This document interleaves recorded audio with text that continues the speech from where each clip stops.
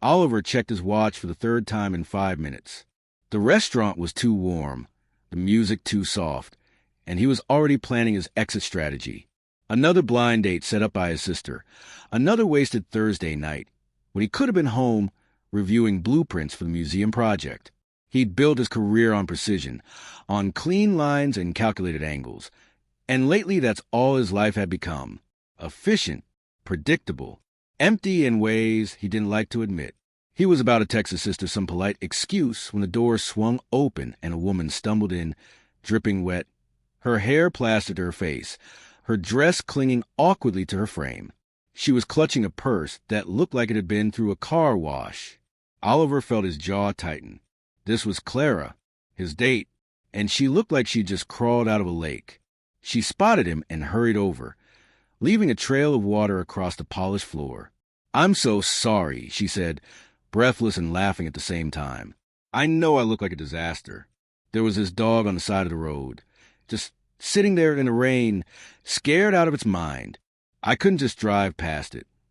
Oliver stared at her, his prepared speech about needing to leave early dissolving into confusion. "You stopped for a dog?" "Well, yeah." Clara grabbed a napkin and tried to wring out a section of her hair. It didn't help. He didn't have a collar, just this sad, shivering little thing. "I put him in my car.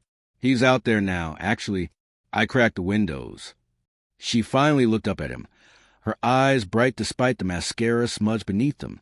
"I really am sorry. I know this isn't exactly the first impression anyone hopes for." Oliver didn't know what to say.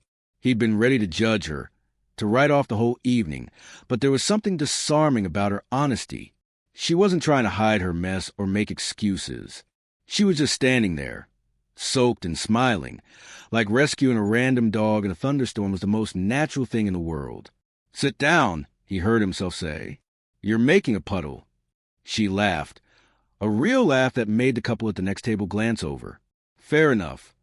She slid into the chair across from him, still dripping.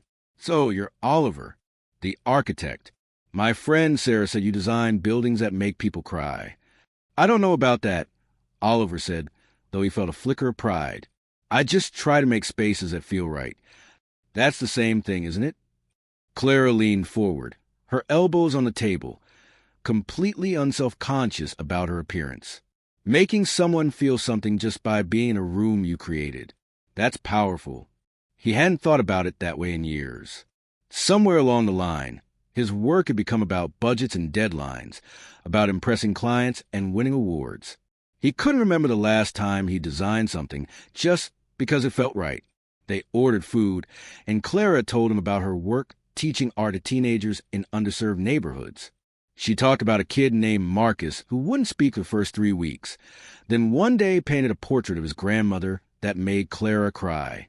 She talked about how art gave these kids a language when words failed them, how it let them process grief and anger and hope in ways nothing else could.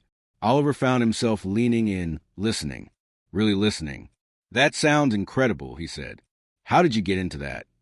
Clara shrugged, picking at her salad. "I didn't have much growing up. My mom worked 2 jobs, and I spent a lot of time alone. Then in high school, this teacher started an after-school art program. It saved me, honestly. Gave me something to care about, something to be good at. I just wanted to pass that on." There was no self-pity in her voice, no plea for sympathy, just simple truth. Oliver felt something shift in his chest, some wall he hadn't realized he'd built starting to crack. Then, mid-conversation, Clara's eyes went wide. "Oh no." "What?" "The dog."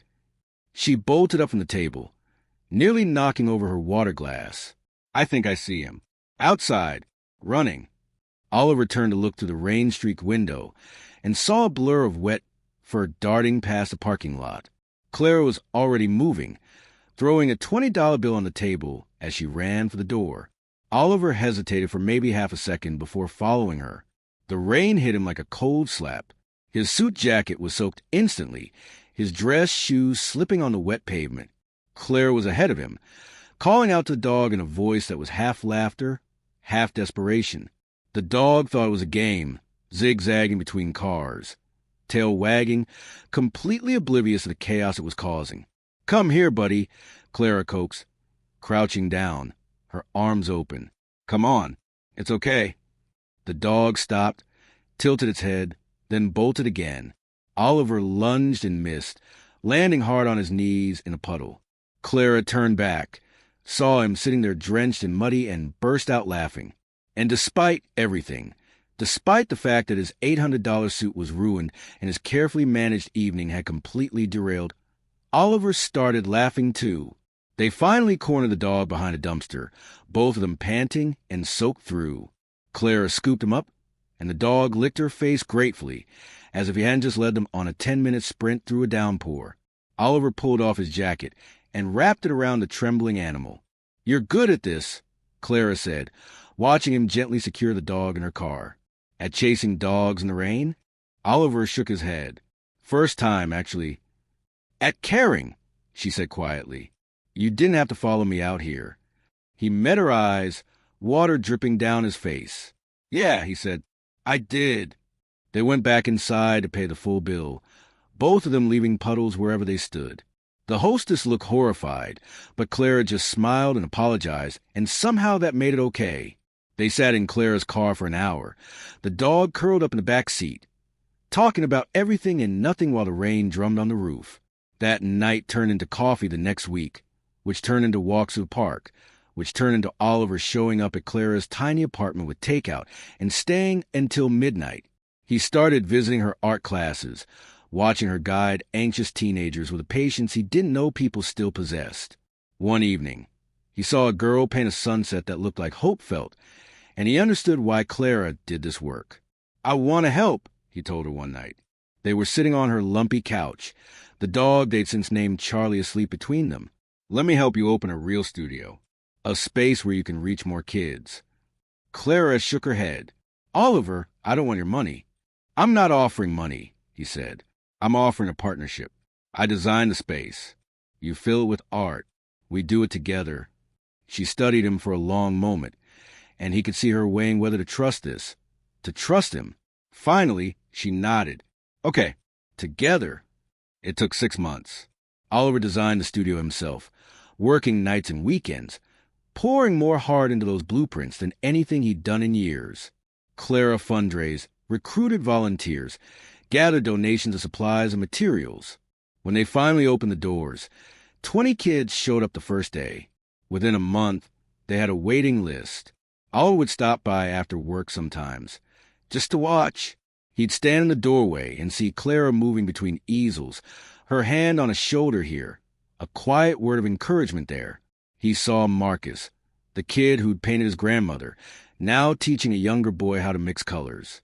He saw the girl with the sunset, painting working on a mural that covered an entire wall, her face fierce with concentration. This was real, he thought. This mattered in ways his awards never had. One evening, Clara found him standing alone in the studio after everyone had left, staring at the mural. "You okay?" she asked, slipping her hand into his. "I spent so many years building things I thought mattered," Oliver said.